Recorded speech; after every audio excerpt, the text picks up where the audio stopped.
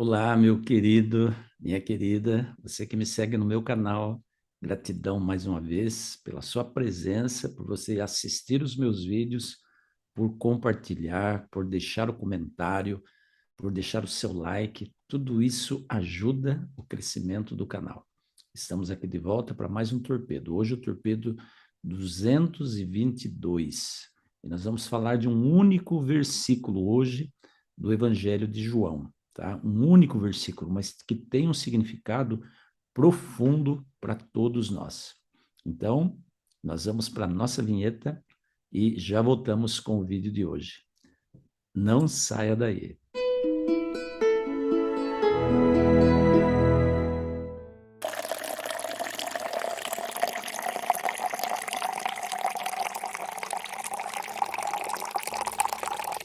João, capítulo 3, versículo 16. Por que esse texto é tão especial? Por que ele fala tanto ao nosso coração? Se pudéssemos falar que a Bíblia tem uma passagem central, que é o centro de todo o propósito, de toda a ação de Deus, nós poderíamos nos referir a João 3,16 como sendo esse texto central. João 3,16 é o centro do Evangelho. Mas o que é Evangelho? Evangelho significa as boas novas. Evangelho é boas notícias. Toda vez que a gente fala do Evangelho, a gente lembra que eles são as boas novas de salvação de Deus para a humanidade. A humanidade estava perdida e ali estava a boa notícia. Não precisa continuar perdido. Deus proveu um meio de salvação, uma forma de você escapar da condenação eterna. João 3,16 é o centro do Evangelho, porque ele fala do amor, do carinho, do plano da redenção. O texto literalmente diz assim: porque Deus amou o mundo de tal maneira que deu o seu Filho unigênito, para que todo aquele que nele crê não pereça, mas tenha a vida eterna. Veja só, Deus amou o mundo de tal maneira. Essa palavra de tal maneira significa de uma forma indescritível, de uma forma jamais pensada, jamais imaginada pelo ser humano. É dessa maneira que Deus amou o mundo. É com essa intensidade, com essa grandeza, com essa abrangência que Deus amou o mundo. Porque aí diz o mundo, amou todas as pessoas. Evidentemente que seres humanos são o objeto do amor de Deus. Não são coisas, não são bens materiais, não são riquezas, ouro e prata que esse mundo pode produzir, mas são os seres humanos. Você e eu somos objetos do amor de Deus, somos o alvo do amor de Deus. Deus amou você e eu de tal maneira, dessa maneira inexplicável. E esse amor levou Deus a dar o Filho unigênito, o único Filho, para morrer pelo pecado do homem e da mulher, do ser humano. Deus amou o mundo de tal maneira que deu seu Filho unigênito. Para quê? Para que todo aquele que nele crer. Mas o que significa a palavra crer? A palavra crer envolve não somente o conhecimento da existência de Deus, o conhecimento da existência de Jesus. Que Jesus existiu, isso existem evidências históricas que nos falam sobre isso. Então não é preciso ter fé, não é preciso você exercer essa crença para ter a convicção de que ele existe. Basta você pegar registros históricos. Mas como que você e eu cremos nele? Ele foi somente um homem especial, um homem diferente, foi um profeta muito sábio, muito proeminente, talvez como Maomé? Como que é a sua crença nele? Ou você acredita em Jesus como verdadeiramente o Filho de Deus? Isso faz toda a diferença na minha e na sua vida. Acreditar em Jesus como Filho de Deus faz a diferença entre a vida eterna e a morte eterna. Porque a partir do momento que você e eu acreditamos que ele é filho de Deus, nós acreditamos que ele pode perdoar pecados. E se ele pode perdoar pecados, ele pode perdoar os meus pecados. E acreditar nisso é determinante para a nossa salvação. Porque sem perdão dos pecados não existe salvação. Mas o que é pecado? Pecado significa errar o alvo. Ao pé da letra, essa é a tradução da palavra pecado. Errar o alvo.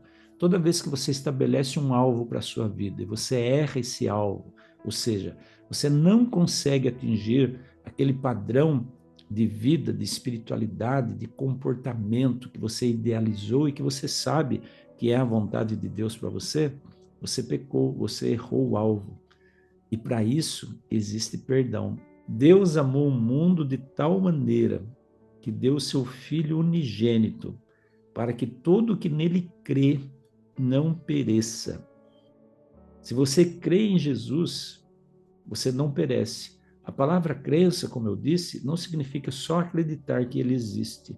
Significa agir de acordo com a sua vontade. Sabe por quê? Porque a própria palavra diz que acreditar em Deus, crer que ele existe, até o diabo crê. Aliás, o diabo crê muito mais do que você e eu na existência do Criador. Porque, afinal de contas, houve um período que ele viveu muito junto, muito perto de Deus Criador. Ele até queria ser igual a Deus. Ele crê muito mais do que você e eu, tanto é que diz a palavra que ele crê e estremece. Ele crê e treme, porque ele sabe, ele está convicto de que Deus é real. Mas não é esse tipo de crença que Deus espera de você e de mim. Deus espera uma crença que leve à ação, uma crença que leve a agir. Esses dias eu estava conversando com uma pessoa que disse assim: Antônio, eu não quero homem de palavra, eu quero homem de ação. Deus também quer pessoas de ação e não apenas de palavras. Deus não quer alguém que só fala, eu creio, mas não se mexe.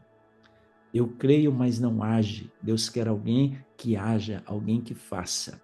Tem um exemplo na Bíblia que é muito pertinente ao que nós estamos falando. No livro de Tiago. O livro de Tiago diz assim que se alguém chegar na minha casa pedindo comida, pedindo ajuda de alguma forma que eu possa ajudar, e eu olhar para essa pessoa e disser assim, olha, eu acredito muito em Deus, eu creio muito em Deus. Eu não vou te ajudar, mas eu quero que você saiba que eu creio em Deus. Então faz o seguinte, bate no vizinho aqui do lado, porque ele vai te ajudar. Eu não vou, mas eu creio em Deus, lembre disso. De que valeu essa crença, de que valeu essa fé para aquela pessoa que está necessitando de ajuda? Essa fé é uma fé inoperante. Na verdade, ela não pode ser classificada como fé, porque ela não é operante, ela não leva à ação. Então, a verdadeira fé, a verdadeira crença, é aquela que leva a agir, a se posicionar. A verdadeira fé tira você e eu da neutralidade e nos faz nos colocarmos à disposição do Senhor para fazer, para agir de acordo com a vontade dele. Então, para que todo aquele que nele crê, aquele que nele crê e aquele que age, aquele que tem atitude, aquele que tem decisão, esse não perece, mas tem a vida eterna. Mas você pode perguntar, Antônio, mas tanta gente já morreu e creu, no entanto, morreu. Mas essa morte não é a morte eterna. Mas nós vamos ver isso um outro dia, num outro torpedo. Essa morte é uma morte passageira. Jesus venceu essa morte. Por isso, aqueles que morrem, dormem o sono da morte, acreditando com essa confiança firme em Deus, a Bíblia diz que um dia essa pessoa também vai ressuscitar. Você entendeu porque João 3,16 é o centro do Evangelho? Porque ali fala de promessa cumprida, fala do objetivo de Deus para mim e para você, que é nos dar a vida eterna, fala de fé e fala de perdão.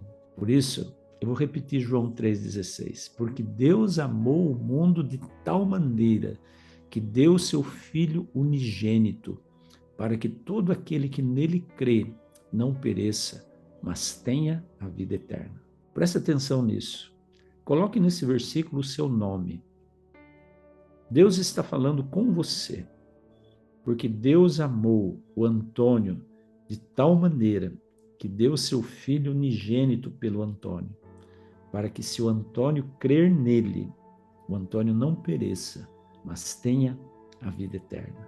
Quando você coloca o seu nome, você personifica esse versículo. Sabe por que é importante isso? Porque se você fosse a única pessoa nesse planeta que tivesse caído em pecado, fosse o único, Jesus teria vindo morrer aqui somente por você. Então fique com esse torpedo hoje para o seu coração. Você e eu somos objetos do amor de Deus e o motivo pelo qual Jesus deixou a glória do céu e veio a esse mundo para morrer por você e por mim. Amanhã eu volto com um novo torpedo aí para o seu coração. Fique com Deus e até lá, se Deus quiser. Tchau, tchau.